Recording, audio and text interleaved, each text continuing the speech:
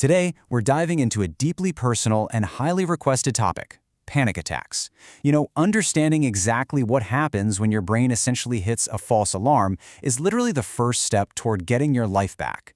So if you've been looking for clear, no-nonsense answers, you're definitely in the right place. Here's our game plan for today's explainer. We'll start with that brain false alarm, look at the mind and body symptoms, figure out when panic becomes an actual disorder, cover diagnosis and treatment, and finish up with how to control an attack in the moment. Let's get right into it. Part 1. When the brain sends a false alarm.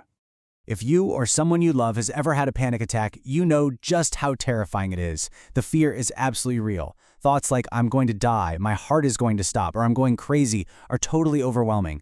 During an episode, people truly believe they're having a heart attack. They rush to the ER, convinced it's the end, only to find out from the doctors that, physically, they're completely fine. So what's really going on? Well, it all boils down to the fight or flight response. Think of a panic attack as a broken alarm system. Your brain basically misinterprets a totally normal situation, like just sitting on your couch, as a massive, life-threatening danger. In a split second, your sympathetic nervous system completely floods your body with heavy-duty stress hormones. We're talking adrenaline, noradrenaline, and cortisol. Your body is suddenly geared up to fight off a bear. Except there is no bear. It's just you, sitting there, overwhelmed by this massive biological response. Section 2. Body symptoms and mind fears. Because that wave of hormones hits so incredibly fast, it crashes right into your physical body first. We're talking a radically fast heartbeat, crushing chest pain, and feeling like you just can't catch your breath. You might start trembling, sweating through your shirt, feeling super dizzy, or even getting this weird, terrifying numbness in your hands and feet. But here's the absolute most crucial thing to remember. While these symptoms feel exactly like a life-threatening illness, they are just a harmless mechanical glitch. Your body's doing what it was built to do in a crisis, just at the absolute wrong time. But wait, it doesn't stop with the physical. The psychological side can hit just as hard. There's this sheer, severe fear of death or losing your mind. A lot of people experience what's called derealization. This incredibly unsettling feeling that the world around you is fake, or that you're somehow disconnected from your own body. And with that comes a massive urge to just bolt, to escape the room immediately. Even though an actual attack usually peaks in just a few minutes, that intense mental exhaustion, that can hang around for hours. Moving on to part 3, when does panic actually become a disorder? This is a really important distinction.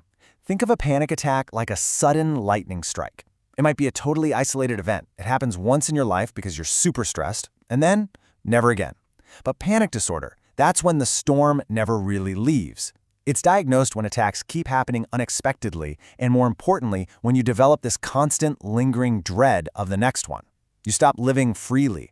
You start actively changing your routine to avoid places where an attack might happen. And if that gets left untreated, it creates a huge ripple effect. Someone might start avoiding malls, crowds, or traveling altogether. That's a condition known as agoraphobia.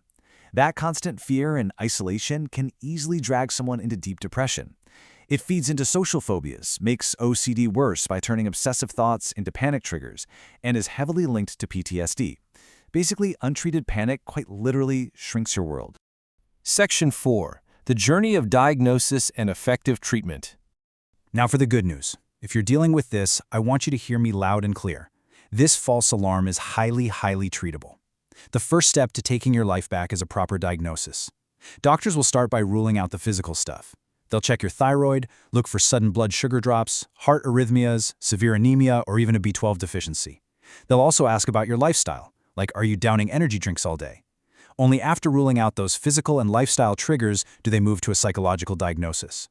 Once we have that diagnosis, treatment usually rests on 3 main pillars. First up, psychoeducation.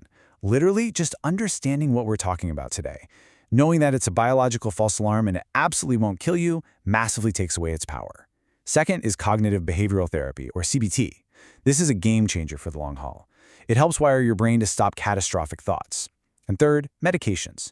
Doctors will sometimes prescribe antidepressants like SSRIs to help chemically stabilize that supersensitive alarm system. Finally, Section 5. How to control the attack. Okay, so what do you actually do when that alarm goes off? How do you survive those terrifying few minutes? Let's slow down for a second and build your in-the-moment toolkit.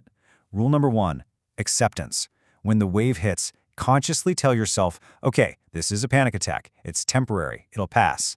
If you're in a safe place, do not run. And whatever you do, don't fight it violently. Fighting it just tells your brain there really is a danger, pouring more fuel, more adrenaline on the fire. Next, we take back physical control using 4-2-6 breathing. Here's how you do it. Step 1, inhale really slowly for 4 seconds.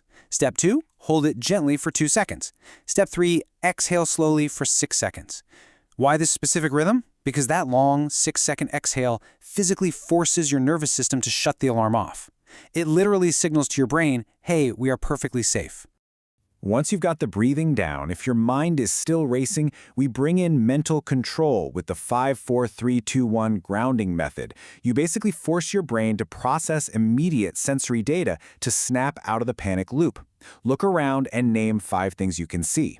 Touch 4 physical objects. Listen closely for 3 distinct sounds. See if you can smell 2 scents, and finally, taste 1 thing, even if it's just grabbing a sip of water.